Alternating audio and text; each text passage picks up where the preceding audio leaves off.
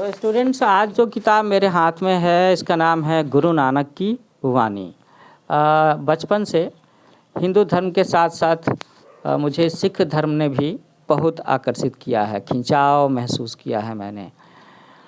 और जो सिख भाई हैं, पंजाबी भाई हैं, वो अक्सर हिंदुओं के साथ खड़े होते हैं। कहीं हमने पढ़ा भी था शायद कि सिख धर्म की स्थापना ही हिंदू धर्म, सनातन धर्म को बचाए रखने के लिए हुई थी। तो आज हम लोग पढ़ेंगे गुरु नानक की वाणी। तो गुरु नानक की जो वाणी है, उनके जो उपदेश हैं, उनके बारे में पढ़ने से पहले हम लोग गुरु नानक जी की संक्षिप्त जीवनी पढ़ते हैं। तो सिख धर्म के संस्थापक गुरु नानक का जन्म 15 अप्रैल 1469 को एक छोटी सी कुटिया में वर्तमान पाकिस्तान के लाहौर ज़िले के तलवंडी ग्राम में हुआ था। उन दिनों भारत में पठानों का राज था। पठान आप समझते हो ना, आप लोगों ने काबुली वाला कहानी पढ़ी होगी, उसमें भी एक पठान की चर्चा है।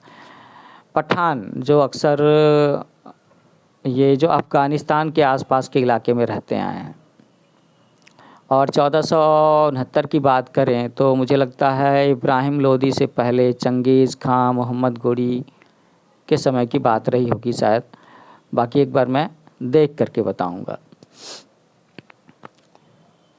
तो उन दिनों भारत में पठानों का राज था। लोगों की दशा विशेषतः धार्मिक मामलों में बहुत ही असंतोषजनक थी। लोग कंफ्यूज रहे होंगे।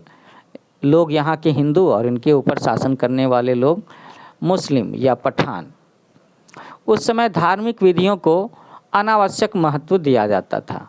असली तत्व एवं आध्यात्मिक जीवन को बहुत कम लोग समझते थे। तो ऐसी विचित्र और कष्टप्रद परिस्थिति में ही गुरु नानक का जन्म हुआ। बचपन से ही गुरु नानक अत्यंत धर्मपरायण थे। उनके अध्यापकगण और बाल सखा उनकी भक्ति, निष्ठा एवं उनका स्वाभाविक आध्यात्म ज्ञान देख करके आश्चर्यचकित हो जाते थे। शिक्षा समाप्त होने पर उनके पिता ने गायों को चराने का कार्य सौंपा। जब वे पशु चराते रहते, उस समय वे अक्सर किसी पेड़ के नीचे बैठकर गूढ़ चिंतन में निमग्न हो जाते। सौंपे गए कार्य की ओर दुर्लक्ष्य करने के आरोप में उन्हें कठोर दंड दिया जाता घर पर। किंतु प्रत्येक समय किसी दैविक शक्ति के अदृश्य माध्यम से उनकी सदैव रक्षा होती रहती। तो हम लोग कहते हैं ना कि अक्सर जो हमारे महान या हमारे जो देवी देवता वगैरह हैं, राम हैं, कृष्ण हैं, गुरु नानक हैं, तो इनके साथ में कुछ न कुछ चमत्कारिक बातें बचपन से जुड़ी हुई रहती हैं।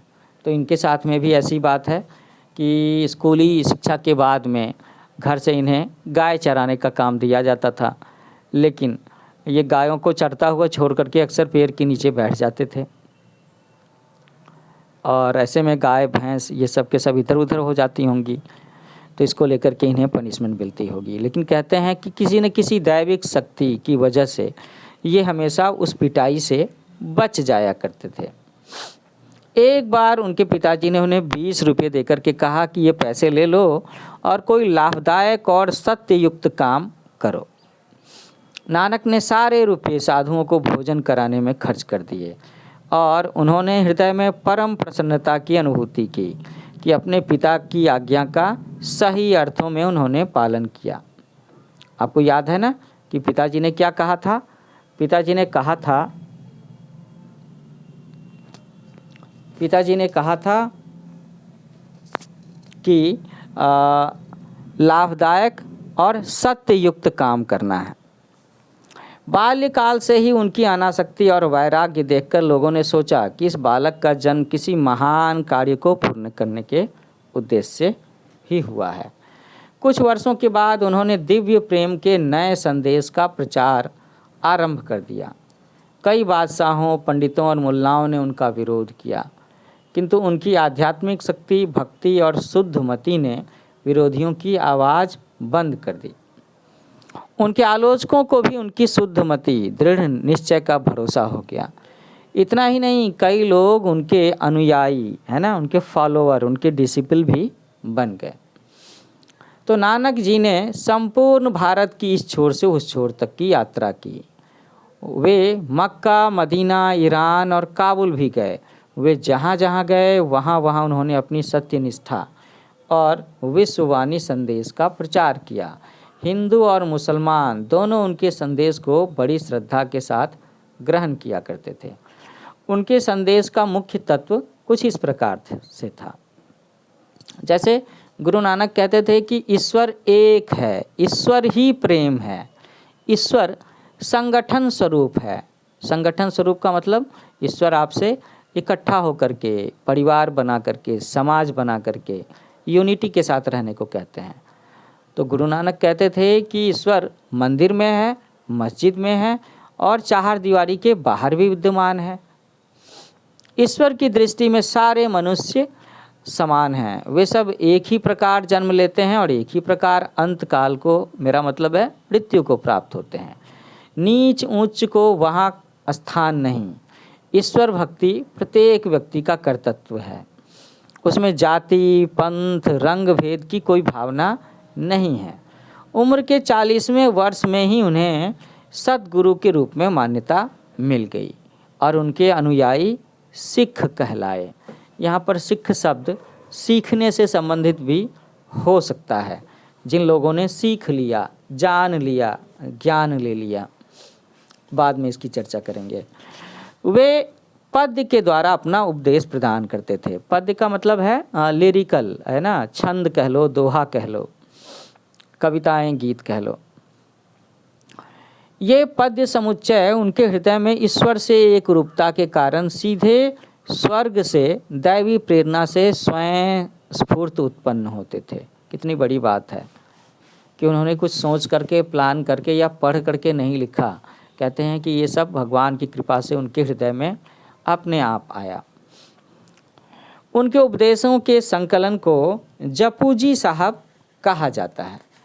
प्रसिद्ध गुरु ग्रंथ साहब में भी उनके उपदेश संदेश का संकलन किया हुआ है। सभी सिख इन्हें पूज्य मानते हैं और भक्ति भाव से इनकी पूजा करते हैं।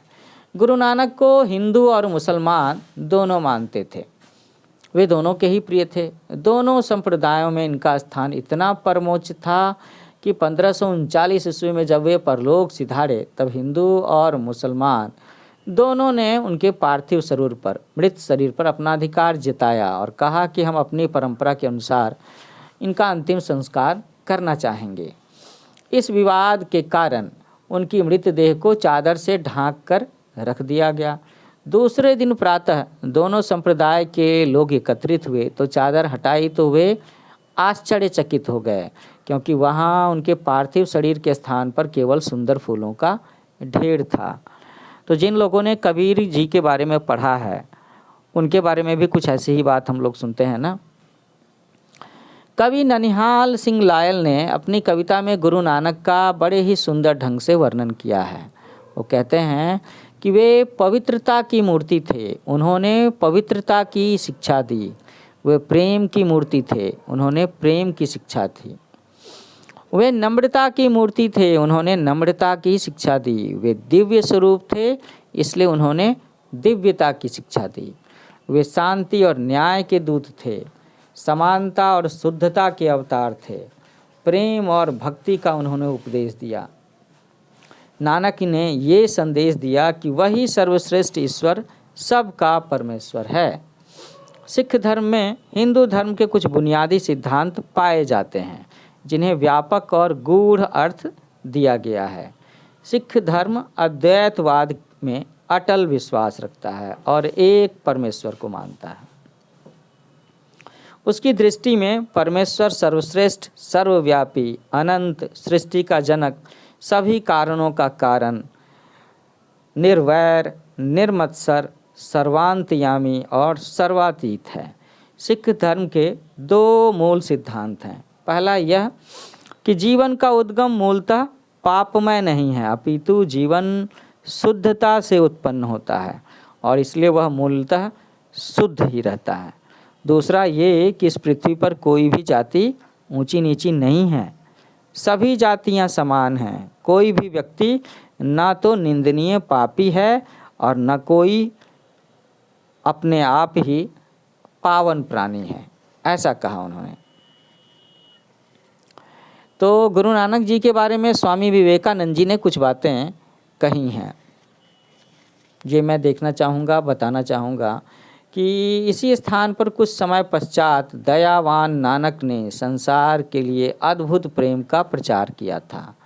इसी स्थान पर उनकी विशाल हृदय के पट खुले थे और उनकी बाहें फैली थीं, जिन्होंने अपने आलिंगन में सारे संसार को, न केवल हिंदू बल्कि मुसलमान को भी ले लिया था। तो ये बातें स्वामी विवेकानंद जी ने गुरु नानक जी के बारे में कही थी जब वो लाहौर में 1897 ईस्वी में भाषण दे रहे थे। क्योंकि हम लोगों ने पढ़ा था ना कि ये वही जगह थी जहाँ पर लाहौर में ही तो जन्म हुआ था गुरु नानक जी का। लाहौर में किस जगह पे जन्म हुआ था? तो हम लोगों ने पढ़ा था ना कि लाहौर ज़िले के तलवंडी ग्राम में उनका जन्म हुआ था। तो ये जो किताब है गुरु नानक जी की वाणी, इसके और भी चैप्टर हैं, ईश्वर, शब्द, गुरु, साधना, ईश्वरीय योजना, सच्चा भक्त, प्रार्थना और कुछ मिसलेनियस बातें। तो ये मैं एक एक करके आपको बताऊंगा, एक्सप्लेन करूंगा। तो पहले लेक्चर में हम लोगों ने गुरु नानक जी की संक्षिप्त जीवनी पढ़ी, आगे भी हम लोग इनके बारे में जानकारी शेयर करेंगे।